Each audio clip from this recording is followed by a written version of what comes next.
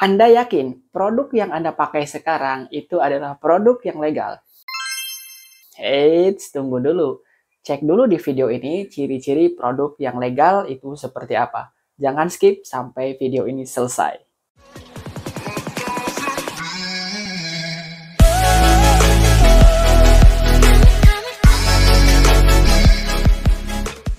Kita sudah sama-sama tahu bahwa produk yang beredar di pasaran, baik itu produk yang offline maupun dijual secara online, itu tidak semuanya adalah produk yang legal. Jadi, banyak di antara produk-produk yang dijual itu adalah produk yang ilegal. Nah, di video ini saya ingin menjelaskan kepada Anda semua bahwa bagaimana cara kita untuk mendeteksi dini, ya, apakah produk yang kita gunakan itu produk yang legal atau produk yang ilegal. Legal di sini berarti produknya itu adalah produk yang dalam tanda kutip itu taat aturan ya. Jadi di luar itu yaitu tidak dikategorikan sebagai produk yang legal. Bisa saja Anda sedang menggunakan produk yang ternyata di produk tersebut itu memiliki izin edar atau nomor izin edar atau NIE.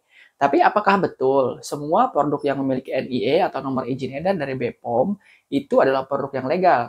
Belum tentu. Ya, nah di sini saya akan jelaskan. Ciri yang pertama, produk yang legal itu memang dia memiliki izin edar. Ya, tapi begini, ada aturan tertentu. Produk yang tidak memiliki izin edar, ya ini khusus untuk produk-produk yang dinaungi oleh BPOM ya. Produk yang tidak memiliki izin edar itu sudah pasti produk yang ilegal. Tapi produk yang memiliki izin edar itu belum tentu produk yang legal. Paham ya? Kalau misalkan tidak memiliki, sudah pasti ilegal, tapi kalau memiliki, belum tentu legal. Nah, ciri yang kedua adalah ya Anda harus melakukan pengecekan. Cek misalkan ya, itu nomor izin edarnya apakah masih berlaku atau sudah kadaluarsa. Kenapa? Karena nomor izin edar itu ada masa berlakunya. Ya, jadi nomor izin edar itu tidak berlaku seumur hidup ya.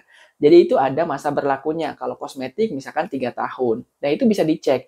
Anda masuk saja ya ke Google, kemudian tulis di situ keywords-nya adalah cek BPOM atau cek produk BPOM ya. Itu nanti akan keluar tuh. Anda bisa memasukkan di sana misalkan mereknya ABC, kemudian nanti yang ingin Anda cek itu misalkan apanya?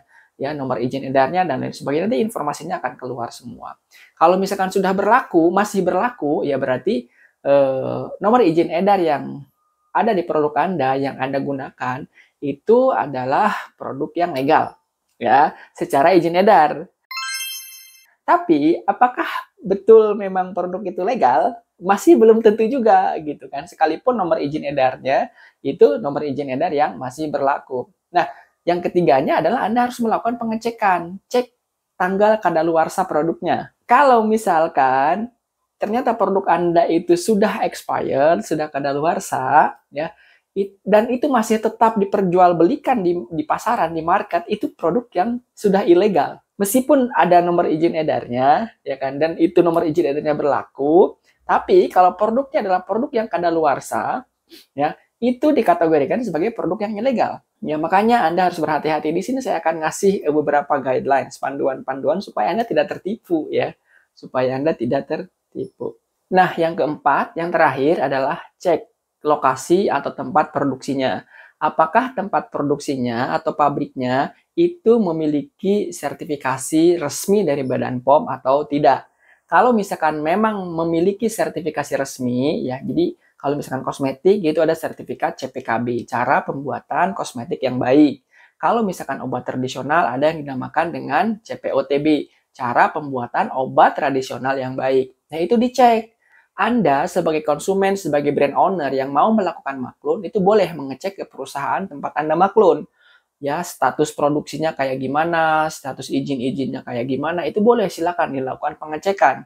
Supaya apa? Supaya Anda tidak tertipu. Ya, karena nanti Anda akan investasi banyak uang di sana. Nah, setelah Anda melakukan pengecekan, Anda bisa cek juga apakah nanti sertifikasinya masih berlaku atau tidak.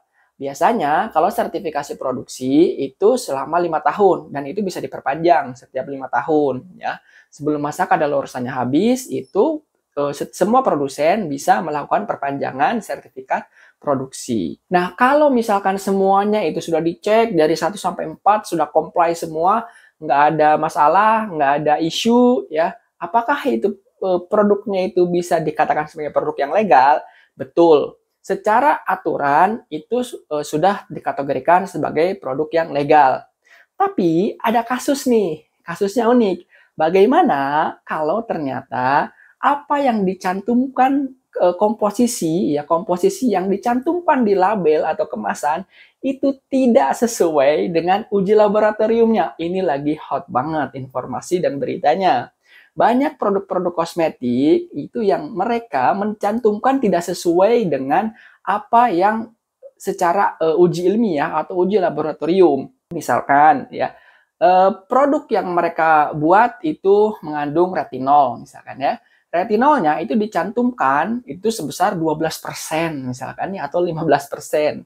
Tapi ternyata setelah dicek lab, ya kan, itu hanya misalkan 3 atau 4%. Nah, kalau produk seperti ini produk yang legal atau ilegal? Karena BPOM itu tidak melakukan pengecekan di awal.